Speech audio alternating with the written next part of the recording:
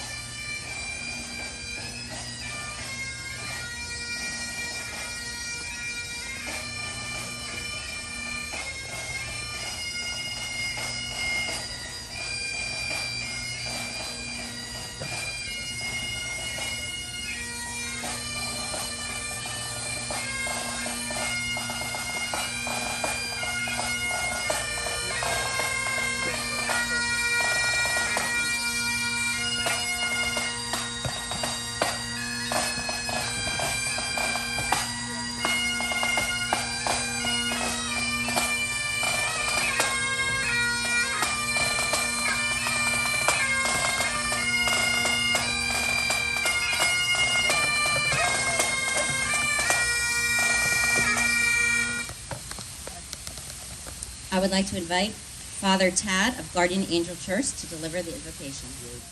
20 years ago, 246 people went to sleep in preparation for their morning flights. 2,606 people went to sleep in preparation for work in the morning. 343 firefighters went to sleep in preparation for their morning shift. 60 police officers went to sleep in preparation for morning patrol. 8 paramedics went to sleep in preparation for the morning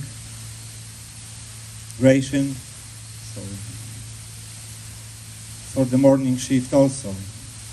None of them saw past 10 a.m. September 11, 2001. In one single moment, life may never be the same. As you live and enjoy the breath you take today and tonight before you go to sleep in preparation for your life tomorrow, remember, kiss the ones you love. Snuggle a little tighter and say you love them. Our love for freedom and one another has given us a strength that surprised even ourselves.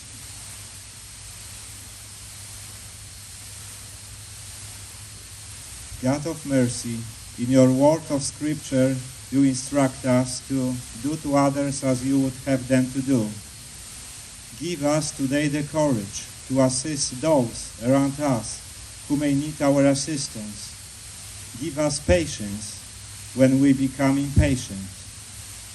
Remind us to pray for all those who perished on United Airlines 93, American Airlines 11, United Airlines 175, American Airlines 77, and those in the Twin Towers and the Pentagon. Give us a heart thankful for those who gave their lives as first responders, as did the men and women who ran into danger to be of aid. God of love, we place in your loving arms the thousands of innocent lives that were lost on that morning of September 11. We also remember the courage of the countless men and women who put their life at risk in order to rescue and bring solace to the afflicted. Help us to continue to work for a world free from every form of hatred, violence, and ignorance. May terrorism in all its forms disappear from the face of our world. Loving God of peace, comfort those who mourn and guide our hearts toward healing and hope. In times of pain, give me comfort. In times of despair, give me hope. In times of hatred, give me love. In times of doubt, give me trust.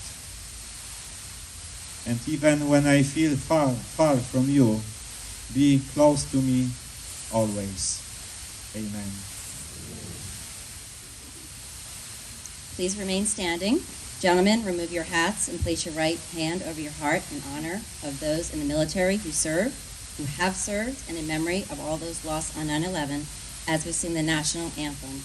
I would like to call up Allendale residents Sherry, Carly, and Mia Marino. Oh, say can you see by the dawn's early light what so proudly we hailed at the twilight's last gleaming, whose broad stripes and bright stars through the perilous fight o'er the ramparts we watched were so gallantly streaming, and the rocket's red glare, although bursting in air, gave proof to the night that our flag was still there. Oh, say does that star-spangled banner yet wave for the land of the free and the home of the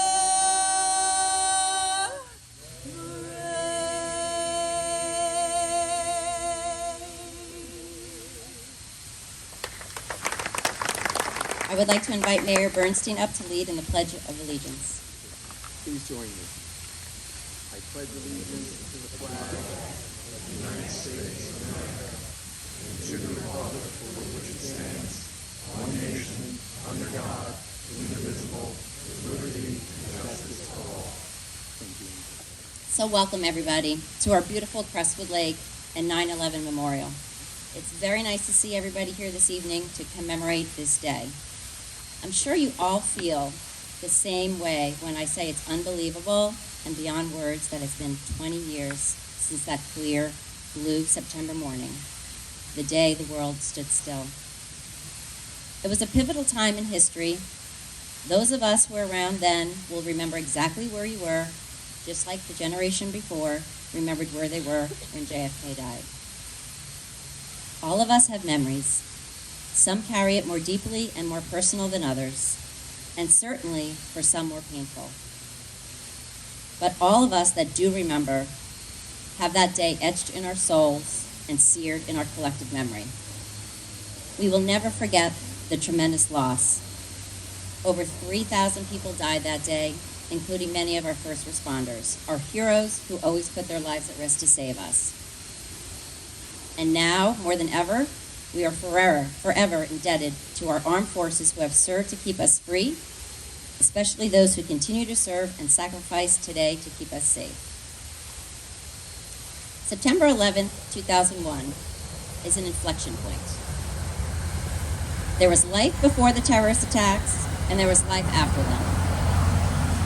I would like to reflect upon September 12th, the day after. As horrific as that day was, something rather magical happened the day after, and in the days, months, and even years following. We came together as Americans. There was remarkable resolve and resiliency across the country. We weren't white, black, brown, gay, straight, rich, or poor. We weren't Republicans or Democrats. We were Americans. We came together. We were proud of our country. We were proud of our flag. We gathered, we held hands, we cherished our neighbors, and we consoled each other. We came together and were tethered in our horror, our grief, and our fear. We mourned people we didn't even meet, and we were bound together by our patriotism, our love for our country, and one another. We honored our values and our freedom, and some were even inspired to join the U.S. military, fight for it, even die for it. We were a force not to be reckoned with. We were proud to wave the flag of the United States of America. Even Congress put aside partisanship, at least for a little while, and sang God Bless America that night on September 12th on the steps of the Capitol building. Somewhere along the way, we've lost a lot of this with inflammatory media, nonstop social media, partisan politics, and division. Maybe it's naive, but I believe most people want the same thing and have more in common than not. We may argue issues, we may argue how to get there, and everything in between, but we can still get there and unify. Our strength is in our unity. In the end, it brought out the best in us, and it would be nice to see, once again, for all of us to come together as Americans for our great nation, as we did on September 12th. So before we continue the ceremony, I just wanted to briefly point out the significance of our memorial, because many people ask. We started our memorial initially with a contest in town to involve Allendale residents, and we had a beautiful eagle statue that was designed by designer Jason Delabriere. And he brought it, and then another sculptor, Allendale resident Mike Bertelli, actually brought it to life. The design around the surround was done by Emily Rossler of Rossler's Nursery, who also, their nursery dedicates our memorial wreath every year. The pavers around the eagle statue are in the shape of a pentagon to represent the Pentagon in Washington, D.C. The water towers in the pond represent Tower 1 and Tower 2 of the World Trade Center. And in the back, the tree leads to a circle that represents the field in Shanksville, Pennsylvania, where the plane went down, missing either the Capitol building or the White House. Once we received this steel, years later, we incorporated into it the design of our memorial, and we etched the timeline of the events in marble around the steel so people will never forget. And I hope you're all touched and inspired by all the flags that surround us tonight.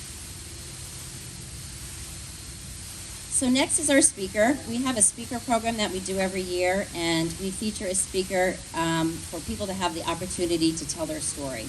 Everyone has a story. They're all profound, they're all special, and today is no different. So I would like to call up Rick Albrecht. Rick is an Allendale resident for 26 years.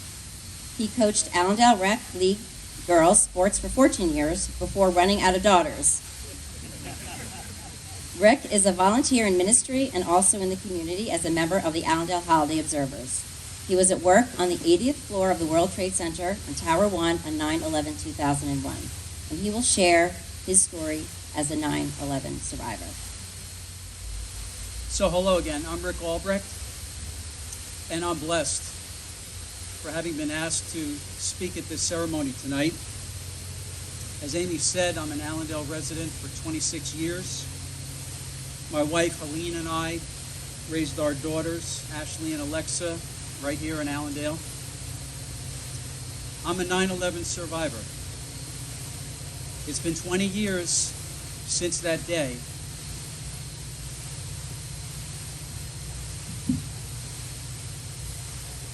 Is that better? Okay. It's been 20 years since that day, and that's hard to believe. It's also hard for me to believe that I'm 20 years older. And I got to admit, sometimes I forget things. I'm at the age where sometimes I go from one room in my home to another, and when I arrive, I forget why I went there. Maybe some of you can relate to that. I think sometimes we all forget things. And then there are things that I can't forget. Tuesday, September 11th, 2001. I'm only going to share some snapshots of the events, not the full story of everything I experienced. That's partly because there's a time constraint, but it's mostly because there are more important things to say. On Tuesday, September 11th, 2001, my day began like any ordinary weekday. It was a mild, sunny morning. I was at work, sitting at my desk in a corner office space on the 80th floor of World Trade Center Tower 1, the North Tower. Then, the impact hit. It was a startling force, like someone had pushed your shoulder and bent you sideways. It felt like I was sliding and falling, so I grabbed my desk to steady myself. And then the building bent back quickly into its normal position. Looking outside, I saw debris and smoke, and I heard metal and glass scraping against the building. Walking out of the office, in the middle of the 80th floor, I saw a burning pile of debris. So there was only one exit stairwell accessible. It was a crowded stop-and-go walk down the exit stairs, since people on the lower floors had also entered the stairwell. There was no cell phone service. There were no emergency announcements. There was no contact with the outside world throughout the descent. Now, fast forward in the journey. At around the 40th floor in the exit stairwell, when we heard calls of, "Everyone move to the right," it was because firemen and other first responders were coming up the stairs. I can't forget looking into the young faces of exhausted firemen who were climbing up all those flights of stairs in full firefighting gear and carrying axes or foam dispensing tanks or injury sleds. And after a while, sometimes we would hear the shouts of, "Everyone move to the right," as the first responders took injured people down the stairs along the inside lane of the stairwell. At about the 10th floor, all the water that had been flowing out of the sprinkler heads since the impact was now an ankle-deep cascade rushing down the stairs. I imagine it was like climbing down the decks of the Titanic.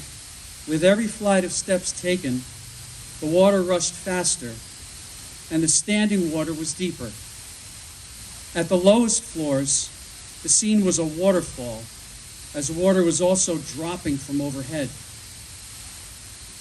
Finally, walking from the stairwell and through the lobby, I saw the revolving doors between the lobby and the mall area were pushed aside. Water was pouring over all the doorways like a water park.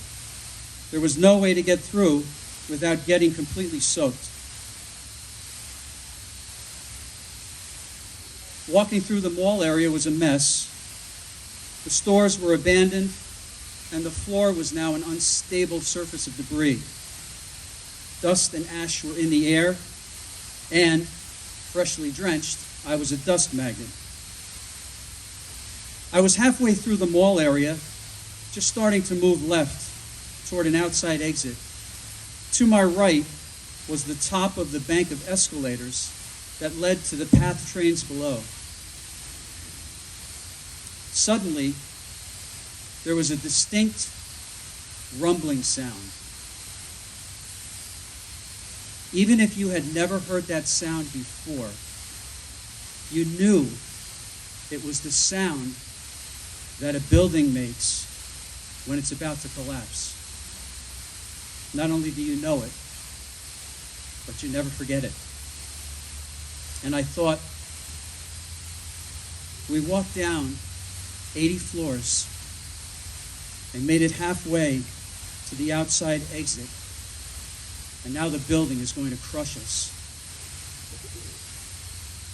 Then, boom! Everything instantly disappeared into pitch black. My legs were swept out from under me by a tremendous force, and I was thrown to the ground. Crouching into a ball, I pulled my suit jacket over me as a shield in case glass and debris were flying toward me. I reached out my right arm and pulled myself next to the base of the main support column at the corner of the PATH train escalator bank, and I held on.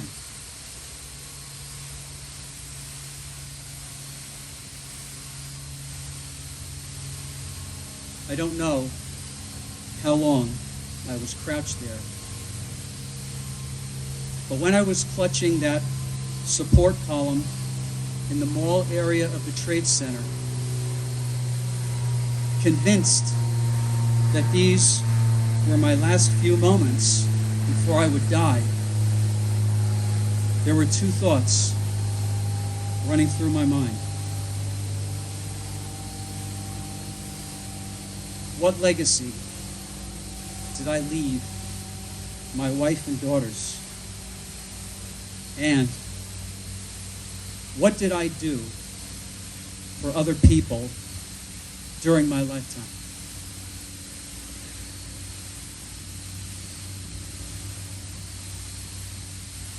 Somewhere in the darkness, a fireman called out, "Anyone who can stand up now.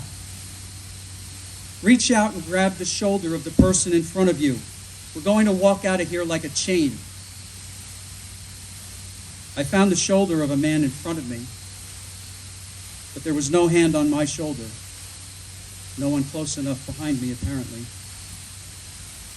One or two firemen found their way to the front of the line to lead us out, which was difficult since there was no visibility. And because the force that knocked us down had changed the landscape, no doubt. We had no way of knowing if the exit we were heading toward was still accessible. The lights on the firemen's helmets were virtually useless since the airspace was full of dust. But eventually we did find an exit.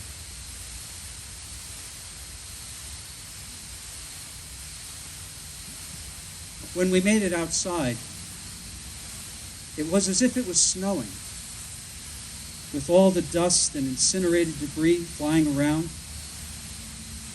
It was hard to breathe. The sunlight seemed super bright, making me squint. The emergency personnel on the street told everyone, keep walking, away from the building." So, by the grace of God, I made it out of the building. The tower that collapsed first was Tower 2, not Tower 1.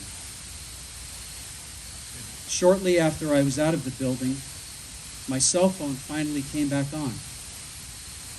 It was 10:24. Tower 1 fell at 10:28, just 4 minutes after I got out of the building.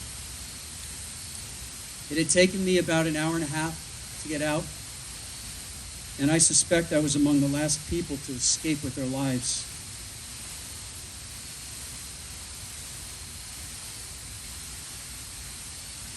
I saw Tower 1 fall, collapsing straight down upon itself. And I remembered those young firemen and first responders, the ones walking up the stairs as we were coming down. I thought about their young families at home. And I realized that there would be a lot of fatherless children from this.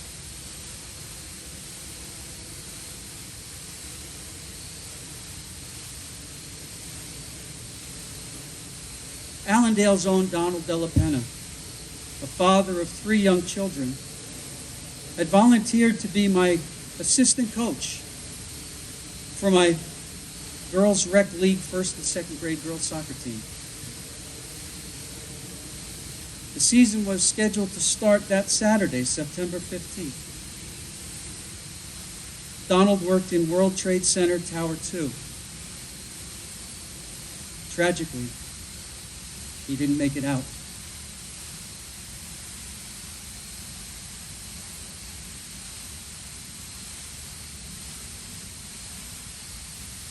There are moments in life that you witness that are truly miraculous. Those moments I can't forget, like the births of my daughters. Here's another incredible moment I witnessed that I can't forget. The girls' rec soccer season was played that year, eventually. The Della Penna's second grader, Sammy, and my first grader, Alexa, were on my team. In the first game of that season, just before the end of the game, our team was awarded a free kick. And I said, "Sammy, go ahead, take the kick." She did. And she scored a goal. Her teammates surrounded her in celebration. But wait, there's more. On the ride home, as I was driving Sammy back to her house, this conversation took place between Sammy and Alexa, who were sitting in the back seat. Alexa said to Sammy how great it was that she scored a goal. And Sammy said, "Yeah, I wish my dad could have seen it." And Alexa said, "He did, in heaven."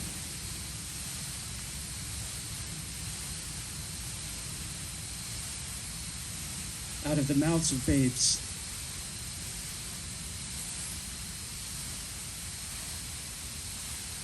Immediately after 9/11, I remember these things. Road rage. There seemed to be a lot less road rage out on the roads. I think I may have even seen a few drivers actually yield at yield signs, too. What about now, 20 years later? Maybe we forgot.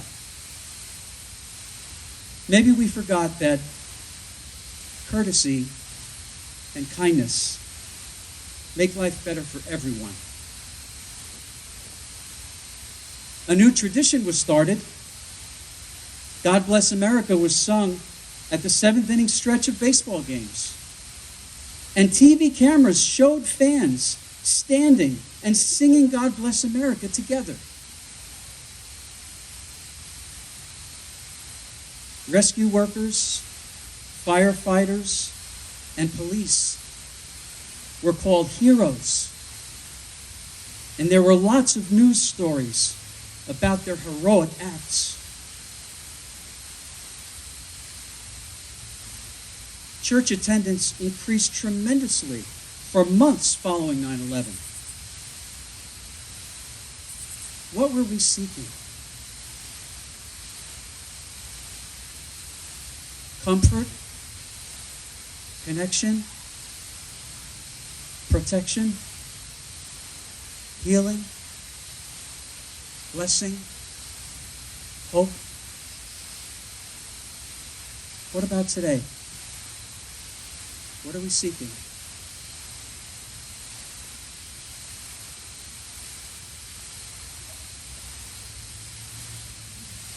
Sometimes people ask me if I think about my 9/11 experience much.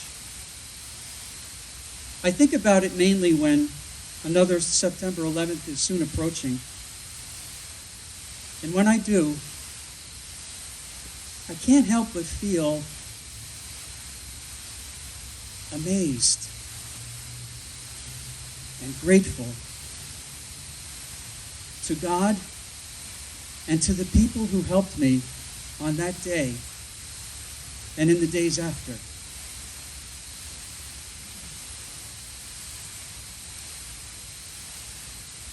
God gave me another 20 years of life since then. And in those years, I got to see my amazing daughters grow up. I've enjoyed the love and support of my beautiful wife. I've delighted in new friendships, and I've received so many more blessings. Some tears and heartaches too, but so many more blessings. And I'm so thankful for that.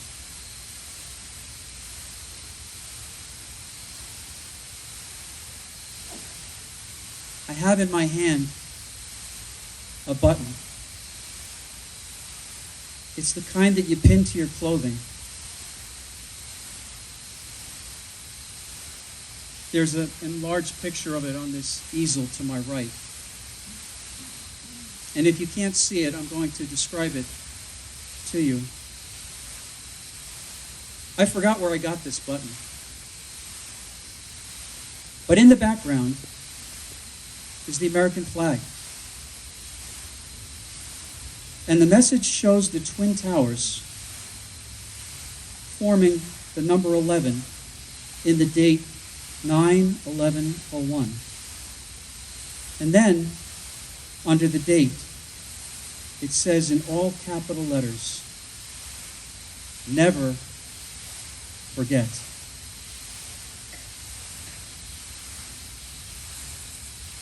This button is almost an antique already. In the past 20 years, an entire new generation arrived. And even newer generations are coming up. I wonder if we're moving toward a time when the upcoming younger generations won't forget 9/11 simply because you can't forget what you never knew. To remember something, there must have been a previous time that you knew it. What do we tell them about 9/11? Dr. Crawford Loritz said, whether we recognize it or not, we are impacting a time that we cannot see. What is it that we should never forget? The heroes. Yes, the heroes. And the loved ones lost, certainly. Innocent lives taken. Innocent lives bereaved. And as for me, personally, I told you that something else I can't forget from my 9/11 experience is that when you believe you're living the last moments of your life, what surfaces in your mind above all else is, what did I do for my family? And what did I do for others in my lifetime? In other words, what did I do with the abilities and the opportunities, the blessings that God gave me What did I do that has positive, lasting significance?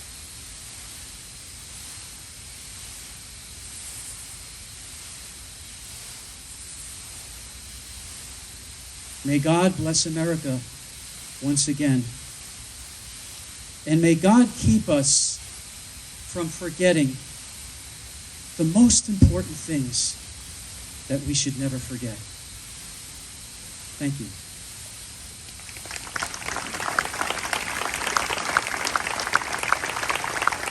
Thank you, Rick. Everyone has a story. At this time, I would like to invite Councilman Jim Strouch to come up and present the ceremonial wreath.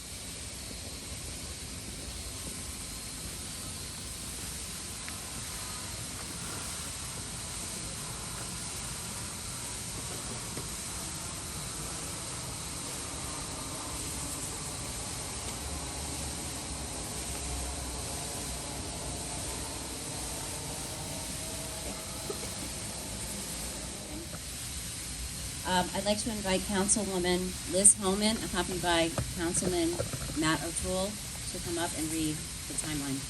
7:59 a.m. American Airlines Flight 11, 92 people aboard, departs Boston for Los Angeles. 8:14 a.m. United Airlines Flight 175, carrying 65 people, departs Boston for Los Angeles.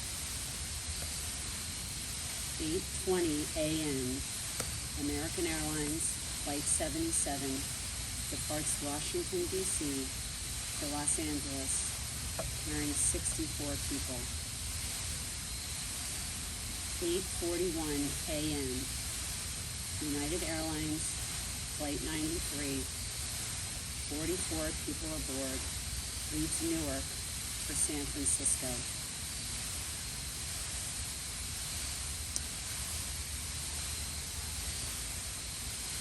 8:46 a.m. American Airlines Flight 11 crashes into floors 93 through 99 of the World Trade Center's North Tower. 8:47 a.m. Emergency Medical Services mobilizes.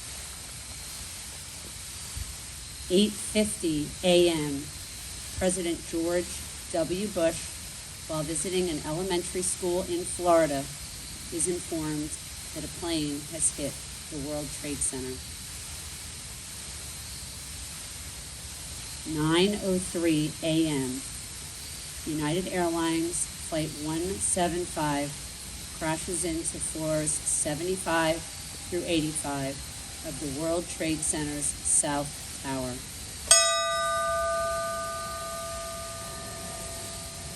9:08 a.m. The FAA bans all flight departures to New York City and through the city's airspace. 9:21 a.m. All of the bridges and tunnels in the New York City area are closed. 9:31 a.m. President Bush calls the events in New York City an apparent terrorist attack on our country. 9:37 a.m. American Airlines Flight 77 crashes into the Pentagon in Washington, D.C.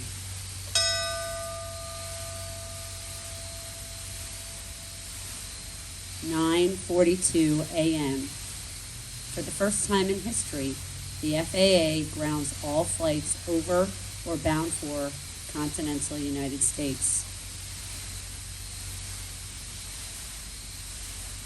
9:59 a.m. The South Tower of the World Trade Center collapses.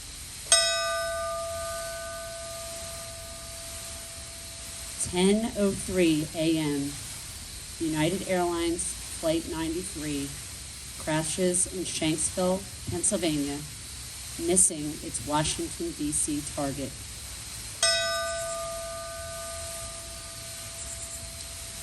(10:28 a.m.) The North Tower of the World Trade Center collapses.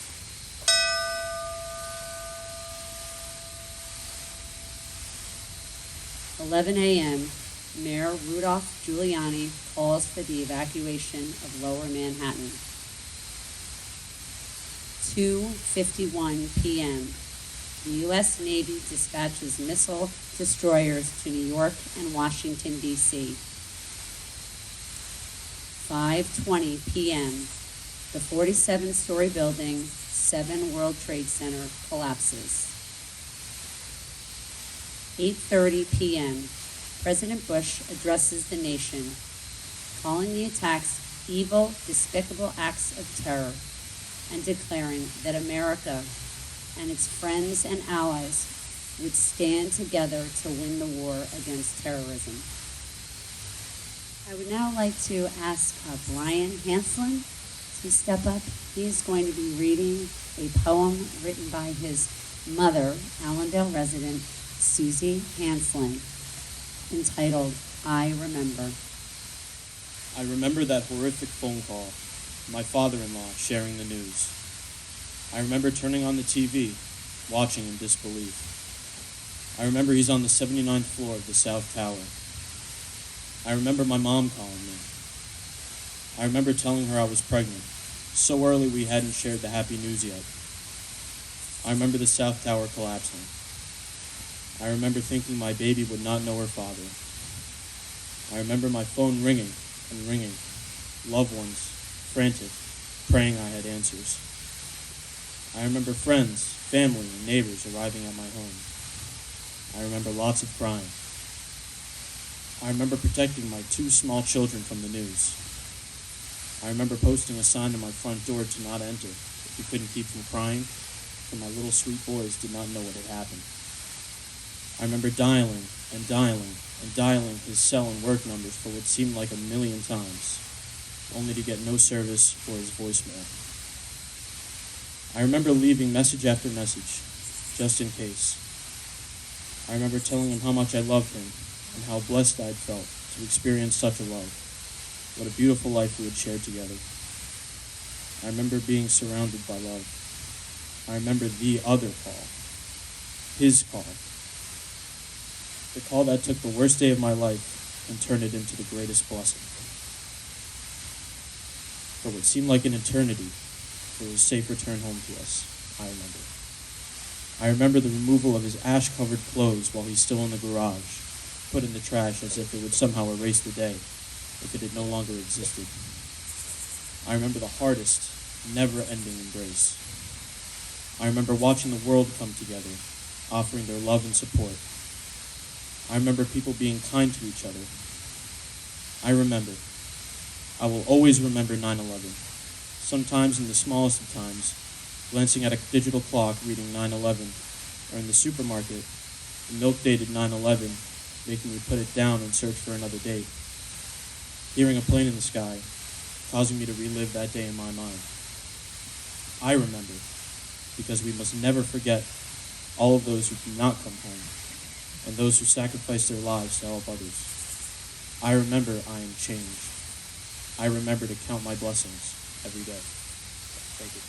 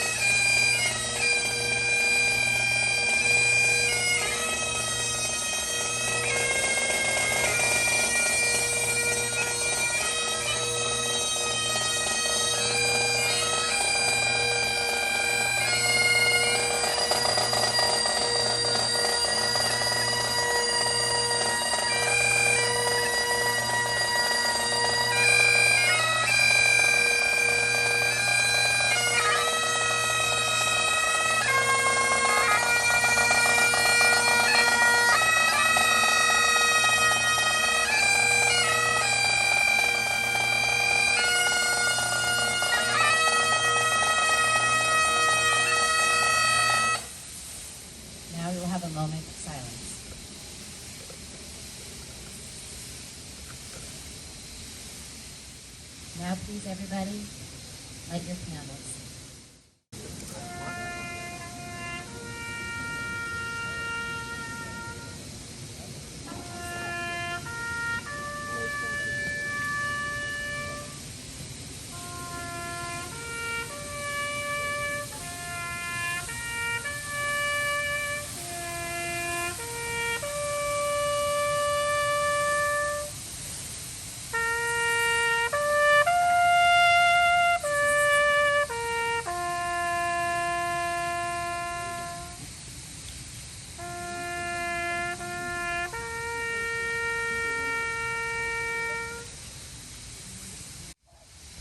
Allendale, Troop 59. Raise the flag.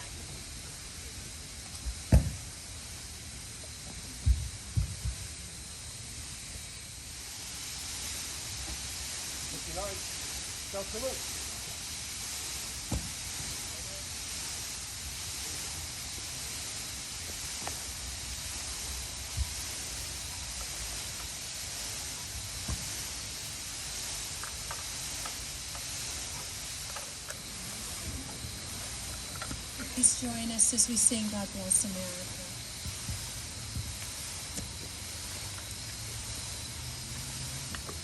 God bless America, land that I love.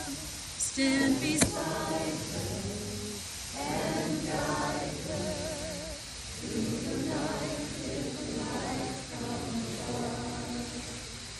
from the mountains to the prairies, to the ocean. Light would fall.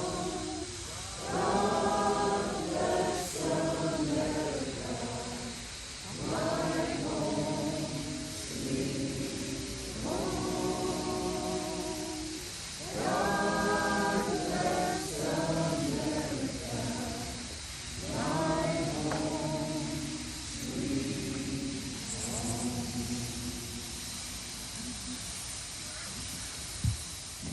This concludes our ceremony. Please release the color guard.